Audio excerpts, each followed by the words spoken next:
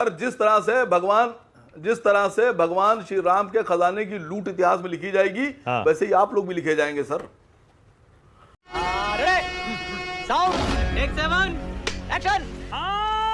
बोलिए आसिम बकार जो आपसे सवाल पूछ रहे, आरोप लगा रहे, उन पर बोलिए। नहीं, पहले मैं आसिम भाई के सवाल पे ही दो बात बोल दूं कि समाजवादी पार्टी की ओर से मैं ये कह रहा हूं कि हमें मस्जिद भी प्यारी है, हमें मंदिर भी प्यारा है, हमें मुस्लिम भी प्यारा है, हमें हिंदू भी प्यारा है। हम दोनों की बहबूदी के लिए काम करते हैं, दोनों के विकास के लिए काम करते हैं, दोनों से मोहब्बत करते हैं, दोनों को जोड़ना चाहते हैं, उनमें नफरत नहीं फैलाना चाहते, जो कि कुछ पार्टियां करती हैं, जिसमें आसिम बकार भाई की पार्टी भी है और नलिन कोहली जी की भी पार्टी है। दोनों पार्टियां हिंदू मुस्लिम कट्टरता की बात बुरे फंस गए पार्टी जी। नहीं, कतई नहीं। इधर से बीजेपी कहती है मुसलमानों वाली पार्टी है, आसिम बकार कह रहे हैं आप हिंदुओं वाली पार्टी। मैं उसी बात पे आना चाह रहा हूँ। आइए। अब आसिम भाई ने जो कहा कि वहाँ मंदिरों में लाइट लगाई है, ये बात नलिन कोहली जी को समझा दें आप। ये तो हम पे आरोप ये लगाते हैं कि खाली कब्रिस्तानों की चारदीवारी करवा रहे थे, शमशान की चारदीवारी करवा ही नहीं रहे थे। ये तो खाली रमजान में बिजली देते थे, दिवाली पे बिजली देते ही नहीं थे, नवरात्र में देते ही नहीं थे। सच्चाई है कि हम दोनों के लिए काम कर रहे हैं, हमको दोनों से बराबर मोहब्बत है और ये दोनों पार्टियां ये आरोप लगाती रहती। अब आता हूं मैं फ्रंट की बात पर।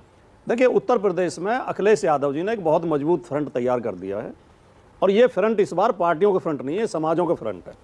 अखिलेश यादव जी ने पीडीए का मोर्चा तैयार कर दिया है। चुनाव बीजेपी वर्सेस पीडीए होगा।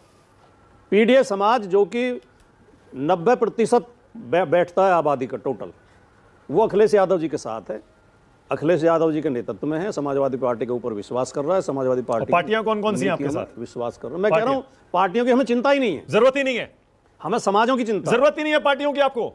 अब जरूरत कह लो या चिंता कह लो। लीजिए, भाटी जी ने ऐलान कर दिया। अखिलेश प्रताप सिंह को लाइए जरा स्क्रीन पे।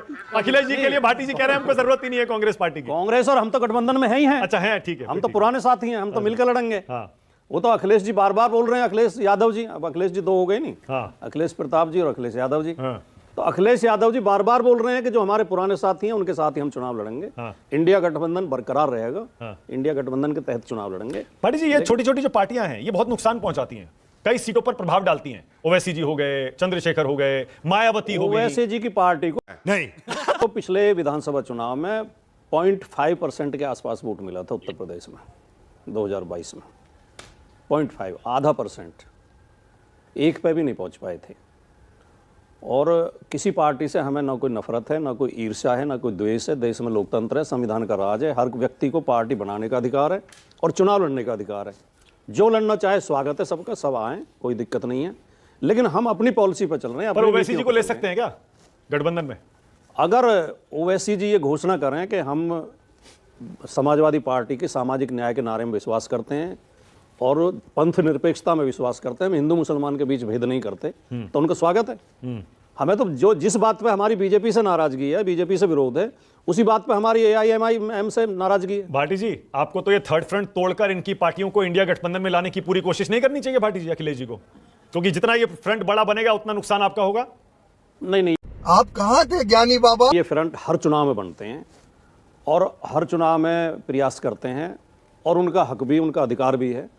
मैं ना उनके इस प्रयास पे कोई प्रशंसन लगा रहा हूं, ना उसके विरोध कर रहा हूं। हम अपनी पॉलिसी पे चलेंगे। जी, ऐसा ना हो कि कांग्रेस पार्टी के नेता विनोद जी है ना, वो पहुंच गए थे मायावती के घर के बाहर, बड़े नेता। अब वो तो प्रभारी बना दिए गए राजेंद्र पाल गौतम तो इंचार्ज हो गए उत्तर प्रदेश के, अविनाश पांडे की जगह। हाँ, तो ऐसा ना हो कि भाटी जी कांग्रेस पार्टी इन सारी की सारी पार्टियों को लेकर अलग ही एक थर्ड फ्रंट बना ले। नहीं, हमारे कांग्रेस मिलकर चुनाव लड़ रहे हैं, हमारे बीच में अच्छी आपसी समझ है, आपसी सहमति है और मुद्दों पर, घोषणा पत्र पर हम एकमत हैं। हमारे नेताओं के बीच अच्छा तालमेल है। बिहार जैसा तो नहीं होगा भाटी जी? ऐसी कोई संभावना है नहीं। बिहार जैसा तो नहीं होगा कि आखिरी वक्त तक जो सीटों का ही तय ना हो और फिर बाद में हो फ्रेंडली फाइट कर लो 20 सीटों पर। बहुत जल्दी, 1-2 महीने में ही, बहुत जल्दी ही सीटों का भी तय होने वाला, प्रत्याशी भी तय होने वाला। अच्छा, ये क्या कह रहे हैं, पराजय काल विपरीत बुद्धि किसे कह रहे हैं अखिलेश जी? देखिए, योगी आदित्यनाथ जी और भारतीय जनता पार्टी जब जब जनता के मुद्दों पर घिरते हैं, जब जब सरकार की विफलता पर घिरते हैं, जब उनसे जवाब देते हुए नहीं बनता है, तो वो सांप्रदायिकता उभारने की कोशिश करते हैं, हिंदू मुसलमान के मसले ले आते हैं। अब वो एक इतना कोरा झूठ बोल रहे हैं, इतना सफ़ेद झूठ बोल रहे हैं कि हनुमानगढ़ी की सीढ़ियों पर नमाज पढ़वाई गई थी, जबकि इस तरह की कोई घटना इतिहास में कभी हुई नहीं है किसी के भी शासन। ये तो लेने के देने पड़ गए। तो योगी आदित्यनाथ जी क्योंकि चढ़ावा चोरी के मुद्दे पर भारतीय जनता पार्टी बुरी तरह घिरी हुई है और ये रोज रोज सबूत मिल रहे हैं कि ये सरकार के संरक्षण में राम मंदिर के धन में डाका डाला गया है। और भारतीय जनता पार्टी, आरएसएस और विश्व हिंदू परिषद के बड़े बड़े लोग इसमें फंस रहे हैं। 8 उस पर काम करने वाले, जो नौकरी पे काम करने वाले, जो किराए के चोर थे, उन 8 छोटे छोटे चोरों को जेल भेज गए और ये सोच रहे हैं कि हमने मामला निपटा दिया। जनता के दिल से मामला निपटा नहीं है। विपरीत बुद्धि का क्या मतलब? पराजय काल तो समझ में आ रहा है। विपरीत बुद्धि यही तो होती है जब इन्हें पराजय दिखाई दे रही है, जब इन्हें हार दिखाई दे रही है, तो इस तरह के उलझुल बयान दे रहे हैं। अच्छा, कि हनुमानगढ़ी की सीढ़ियों पर नमाज पढ़ाई गई थी। टिन्नू यादव की 980 बार अखिलेश यादव जी से बात हुई थी, फोन पे लगातार टच में थे। तो फिर ये अविनाश पांडे, ये अविनाश शुक्ला और ये पांडे और मिश्रा, ये किसके टच में थे? अगर अखिलेश जी के टच में था वो टिन्नू यादव, तो टिन्नू यादव फोन पे तो अखिलेश जी से बात करता रहता था। चोरी करने का टाइम किस समय मिलता था उसे? और अखिलेश यादव जी को समाजवादी पार्टी का काम करने का टाइम कम मिलता था। अच्छा, ठीक है, ओके। अब नलिन कोहली और अखिलेश प्रताप झूठ बोल रहे हैं। ओके, नलिन कोहली और अखिलेश, कोई सेंसेस बात नहीं। ओके, अखिलेश प्रताप सिंह भाटी, जिसके बाद देता हूं, एक राउंड फिर ले लेंगे। अखिलेश जी, ऐसा लग रहा है नलिन कोहली तो बड़े कंफर्टेबल हैं, इतने सहजता से वो राम मंदिर चोरी चढ़ावा के मुद्दे को डील कर रहे हैं। और ये जो मुझे तो ये भी लग रहा है थर्ड फ्रंट जो बनने की सुगबुगाहट है, इसके पीछे कहीं बीजेपी का हाथ तो नहीं है अखिलेश जी? देखिए, थर्ड फ्रंट मतलब बीजेपी की तीसरी टीम। हाँ, ये सही है, बीजेपी की तीसरी टीम बीजेपी बनाने का प्रयास कर रही है। हाँ।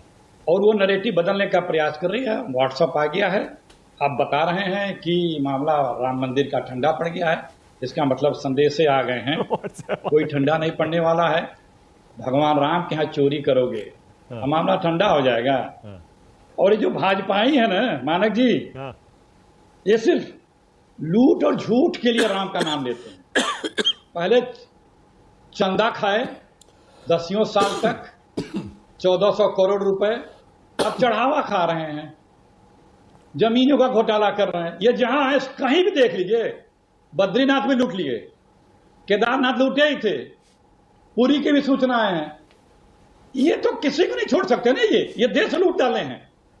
इनको तो आप, जिनका मैंने कहा है कि ये सिर्फ लूट और झूठ, दिन भर बोलना कल कैसे बोलना उसके लिए लगे रहते हैं। अपने कुल की मर्यादा, देश की मर्यादा का हनन करने वाले द्रोही। ये एक एक पाई पाई लूटे हैं।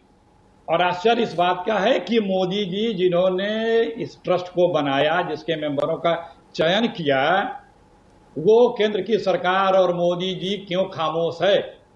कि ट्रस्ट के लोग क्यों अभी बने हुए हैं?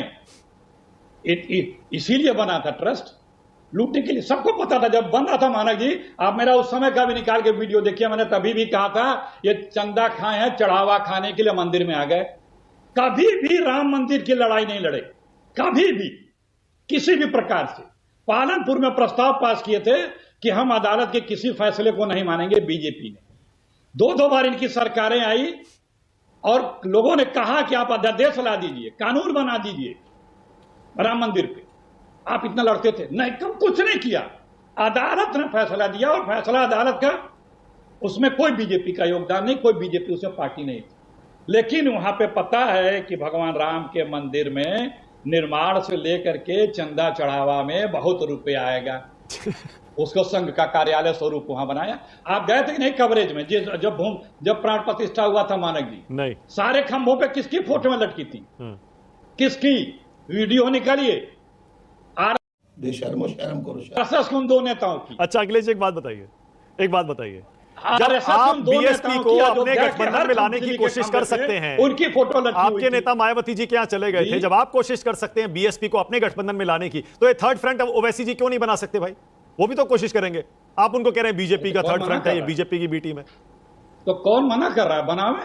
हाँ, हम अपनी प्रतिक्रिया दे रहे हैं, हम मना करें थोड़ी कर रहे हैं। आप बनवा दीजिए, हमें आप बनवाएं, हमें कोई आपत्ति नहीं है। आप बनवाइए, आप इसमें इनिशिएटिव लीजिए, इसका क्रेडिट लीजिए, आप बनवाइए।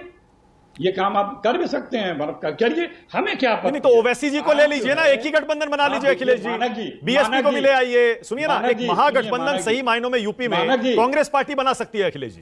कांग्रेस पार्टी सबसे बड़ी विपक्षी पार्टी है देश की। देखिए, इंडिया गठबंधन केंद्र में कांग्रेस के नेतृत्व में ही चल रहा है, बनाइए ना गठबंधन। अब सुनिए मानक जी, हाँ, देखिए बहस हो रही है, इंडिया गठबंधन की हो रही है। इसका मतलब हमसे भयभीत है सत्ता, हम सत्ता में आने वाले हैं, ये अपने आप में माइंडसेट बता दिया। दूसरी बात मानक जी, जो भी प्रधानमंत्री या मुख्यमंत्री हैं वो सबके हमारे भी हैं, सबके हैं, सत्ता में पदे मुख्यमंत्री सबके हैं, हमारी जो भी विचारधारा भिन्न हो, लेकिन क्या जो भाषा उत्तर प्रदेश के मुख्यमंत्री द्वारा बोली जा रही है, क्या वो उस एक सीएम की मर्यादित भाषा कही जा सकती है? इतना छोटा पहले कभी नहीं हुआ होगा। परेशान है। अखिलेश जी बताइए ना, थोड़ा कुछ तो बताइए। आप पूछा। तो यूपी से आते हैं अखिलेश जी, कुछ तो बताइए। ओवैसी जी क्या? को, क्या मायावती जी पूछना को, है? इनको ले लीजिए आवाज ना, नहीं है, चंद्रशेखर पूछिए, आजाद क्या पूछ रहे को हैं? लेंगे क्या इनको अपने गठबंधन में? आप बोलिए वहां में, आपको आप ही को अपना क्या मेडिएटर बना दें, बात करने वाला। आप आइए, बैठे हमसे बात करिए। अरे बैठे हैं आसिम बकार, बात कर लीजिए। नहीं आइए आइए, ये लीजिए, हमने अपना काम कर दिया, आपको एक मंच पर ला दिया। देखिए, हाँ, टीवी के मंच से राजनीतिक जिम्मेदारियां निर्धारित नहीं होती हैं। हाँ। टीवी के मंच से सबकी अपनी विचारधारा है, विचारधाराओं के बीच में बातचीत होती है, कैसे क्या होना, आप ले आइए। मतलब दरवाजा खुला है ना आप आपका? जहां ले जाना चाहते हो ले आइए, आपका बीजेपी में ले दरवाजा खुला है जाइए। ना? जिसको वही, अरे आप खामखा इसी को कहते हैं, वो क्या आना चाह रहा है आप उसकी पैरोकारी कर रहे हैं। आप क्यों खामखा बन रहे हैं? खामखा इसी को बोलते हैं। अच्छा ठीक है, ओके, वो अगर नलिन कोहली आना जवाब चाह दे रहे हैं, दीजिए, वो उसके बाद कहीं- अच्छा बात नहीं है। आसिम बकार थर्ड फ्रंट बनाएंगे क्या चंद्रशेखर आजाद के साथ, स्वामी प्रसाद मौर्य के साथ? क्यों, क्या हुई? थर्ड फ्रंट बनेगा नहीं बनेगा ये तो अभी आप लोग के सामने आ ही जाएगा। ओवैसी साहब तय करेंगे, चंद्रशेखर जी तय करेंगे, बाकी लोग तय करेंगे। अभी तो मसला ये है कि भारतीय जनता पार्टी को, आप कह रहे, अभी शुरू में आपने कहा मानक जी की वो जो मंदिर का चंदा डकैती वाला मामला वो थोड़ा हल्का पड़ रहा है। सर ये मंदिर की डकैती है सर, मर्यादा पुरुषोत्तम भगवान श्री राम का जो खजाना है वो लूट है, वो नरम पड़ गया आपके हिसाब से। अरे ठंडा पड़ गया बोला, कैसे मैंने नरम हिंदू नहीं हैं कहा, सर? कैसे ठंडा गुप्ता पड़ हैं गया आप? बोला। नहीं तो कैसे गुप्ता है सर आप? हैं? मतलब भगवान राम का खजाना ठंडा पड़ गया, लूट मामला ठंडा पड़ गया। अरे ठंडा पड़ गया कि और अगर कोई आपको देश में परिभाषा समझ सनातनी में नहीं आती है, हिंदू ठंडा सवाल पड़ना पूछने किसे वाला कहते हैं, तो मैं कुछ नहीं कर सकता। आसिम बकार भाई कमाल करते हैं आप भी। ठंडा पड़ गया से मतलब आप जानते हैं इसका सर, मतलब क्या पूछिए होता है? सर। मीडिया में, सोशल मीडिया में नेताओं की हाँ, जुबान से इसीलिए पूछा मैंने। मसला ठंडा पड़ता है, आप जानते हैं ये बात। नहीं तो आप लोगों ने क्यों ठंडा पड़ने दिया? हाँ।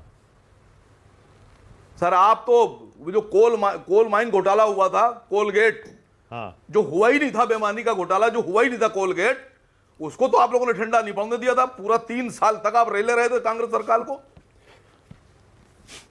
वो तो आपने 3 साल तक ठंडा नहीं पड़ने दिया था, अरे बाप रे, ये तो धोती खोल रहा है। जबकि घोटाला ही नहीं हुआ था। हाँ, और यहां तो इतना बड़ा घोटाला, गबन और लूट हुई है, इसमें आप कह रहे ठंडा पड़ गया। हाँ। आप कैसे गुप्ता हैं सर? ए पर्सनल मत करिए आसिम बकार, पर्सनल मत करिए, ये राष्ट्र की बात है। अरे न्यूज़ कैसे 24 पत्रकार हैं सर पर्सनल आप? मत करिए, मैं पर्सनल बोलने पर आऊंगा तो क्या होगा फिर? छोड़िए ना, पर्सनल नहीं करिए, मुद्दे की बात अरे करिए। मैं तो उकसा और रहा हूं जितना आपको। हम हर मुद्दे को गर्म रखते हैं मैं तो उतना कोई नहीं उकसा रखता रहा हूं होगा। आप आपको भी बोलिए पता है पर्सनल। ये बात। पता नहीं आप ये सोशल मीडिया में वायरल होने के लिए इस तरह की हरकतें क्यों करते हैं जब भी आते हैं। मुद्दे की बात करिए, अपना मुद्दा उठाइए जिसके लिए बुलाया गया है। सर मैं भगवान मर्यादा पुरुषोत्तम भगवान राम के खजाने की लूट की बात कर रहा हूं, आप बता रहे हैं कि मैं वायरल होने के लिए करता हूं। सर कमाल कर दिया आपने। अरे पर्सनल मत करिए ना, मुद्दा उठाइए, जो मुद्दा उठाना है उठाइए, जो उठाना है उठाइए। सर जिस तरह से भगवान श्री राम के खजाने की लूट इतिहास में लिखी जाएगी, हाँ। वैसे ही आप लोग भी लिखे जाएंगे सर। करा ली बेइज्जती? आप लोग भी लिखे जाएंगे, माफ नहीं किया जाएगा सर आपको। और अभी आपने एक बयान सुनाया योगी जी वाला, कि वो बता रहे थे हनुमान मंदिर में नमाज। सर इस तरह के बयान देने से फायदा नहीं है सर, क्योंकि अब एक मामला ये भी चलेगा कि जिनको भगवान हनुमान कहा जाता है, महाबली, उनको एक झंडा बीजेपी ने अपना पकड़ा के पार्टी का और अपनी गाड़ी के आगे नाच भी करा दिया, और उस पर भी आप लोग चुप हैं सर, ये मुद्दा ही नहीं बना रहे। अरे कमाल है, हद है मतलब। लेकिन वो 2G स्कैम, 3G स्कैम आप दो अरे मीडिया को ज्ञान मत दीजिए, कमाल है आप भी। मीडिया को मत सिखाइए। भगवान आप बताइए आप कैसे मुसलमान बोल नहीं रहे हैं? आप। आप मुझे बताइए आप कैसे मुसलमान हैं? हाँ। अभी भाटी जी से कह रहे हैं आपको 100% वोट मिलता है, हमारा से क्या मतलब? 100% वोट हमारा मिलता है, क्या मतलब नहीं उसका? अखिलेश जी कह रहे हैं, ये अखिलेश जी कह रहे हैं कि हमको मुसलमान सब वोट देते हैं। हाँ। तो मैंने एक छोटा सा सवाल पूछा था कि उन्होंने मंदिरों में जो सोलर पैनल लगवाए हैं अपनी सांसद निधि से, क्या किसी 2-3 मस्जिदों में भी लगवाए हैं? उसका जरा एक लेटर जारी कर दीजिए। हाँ। अब यह हमारी और भाटी जी के बीच की बात है। हाँ। भाटी जी अगर होगा उनके ऊपर लेटर तो जारी कर देंगे, लेकिन खजाने वाली बात, रामचंद्र जी के खजाने वाली बात तो हमारी और आपके बीच में है। मुझे क्रेडिट नहीं चाहिए,